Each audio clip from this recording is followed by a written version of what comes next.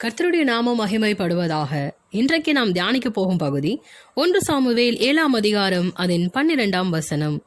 அப்பொழுது சாமுவேல் ஒரு கல்லை எடுத்து மிஸ்பாவுக்கும் சேனுக்கும் நடுவாக நிறுத்தி, இம்மட்டும் கர்த்தர் எங்களுக்கு உதவி செய்தார் என்று சொல்லி அதற்கு எபெனேசர் என்று பெயரிட்டான். எபெனேசர் என்றால் இம்மட்டும் கர்த்தர் எங்களுக்கு உதவி செய்தார் என்று அர்த்தம். இதன் மூலம் நாம் கற்றுக்கொள்வது என்ன? நமக்கு ஒரு எதிர்காலம் உண்டு என்பதை நாம் கற்றுக்கொள்ளலாம். எப்படி? இம்மட்டும் கர்த்தர் நமக்கு உதவி செய்தார், இனியும் செய்வார் என்பதே இதன் பொருளின் அர்த்தம்.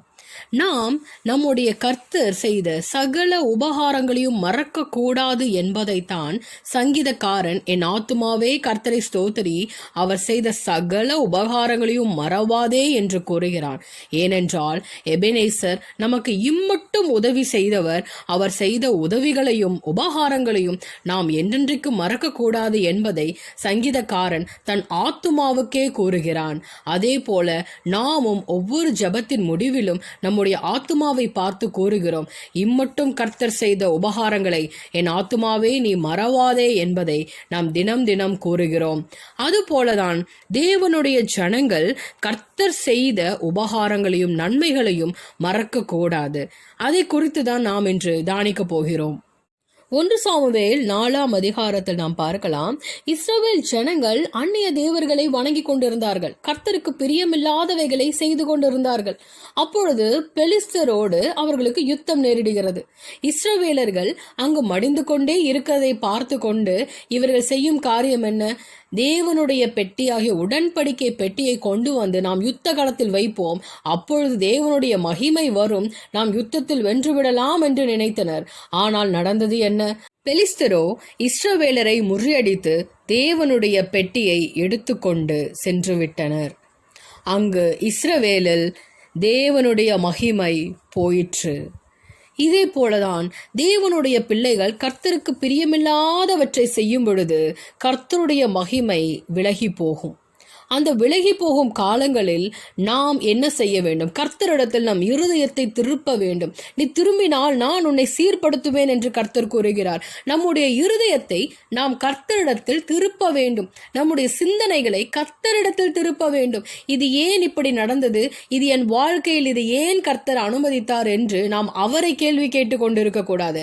நான் என்ன செய்தேன்? என்மேல் என்ன குற்றம் இருக்கிறது? நான் என்ன சீர்படுத்த வேண்டும் என்பதை நாம் அறிந்து ஆராய்ந்து கர்த்தரிடத்தில் நம் இருதயத்தை திருப்புவோமே என்றால் கர்த்தர் நமக்கு உதவி செய்வார். பெலிஸ்தர்கள் தேவனுடைய மகிமை பொருந்திய பெட்டியை கொண்டு போய் தாகோன் என்னும் கோயிலில் வைத்தனர். அப்போது நடந்தது என்ன? மறுநாள் காலமே வந்து பார்க்கும் பொழுது அந்த தாகோன் கர்த்தருடைய பெட்டிக்கு முன்பாக முகங்குப்புற விழுந்து கிடந்தது. அதை எடுத்து நிமிர்த்தி வைத்து அடுத்த நாள் பார்க்கும் பொழுது அதே போலதான் அந்த தாகோன் முகங்குப்புற விழுந்து கிடந்து அதோடைய கைகளும் அதோடைய தலைகளும் வெட்டப்பட்ட நிலையில் இருந்தது. உடல் மாத்திரம் மீதியா இருந்தது. சிரிப்பு கூடாரத்தில் கர்த்தருடைய பெட்டியை காண யாராலும் முடியாது. அப்பேற்பட்ட மகிமை பொருந்திய பெட்டியை கொண்டு வந்து ஒன்றும் இல்லாத சிலை வழிபாடு செய்கின்ற தேவர்களுக்கு அவர்கள் முன்பாக வைத்தனர்.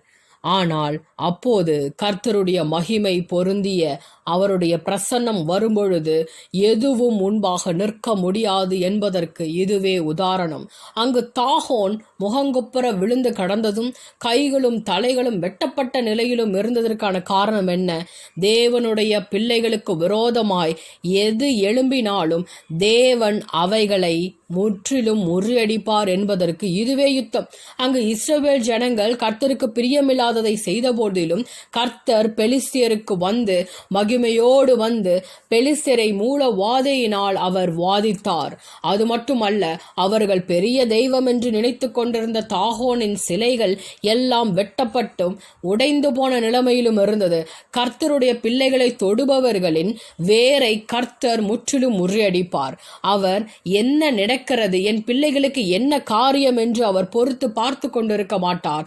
அவர் தம்முடைய பிள்ளைகளுக்காக தாமே முன்வந்து எல்லாவற்றையும் செய்து யுத்தத்தை நடத்துவார். காரணம், இந்த யுத்தம் நம்முடையதல்ல, அது கர்த்தருடையது.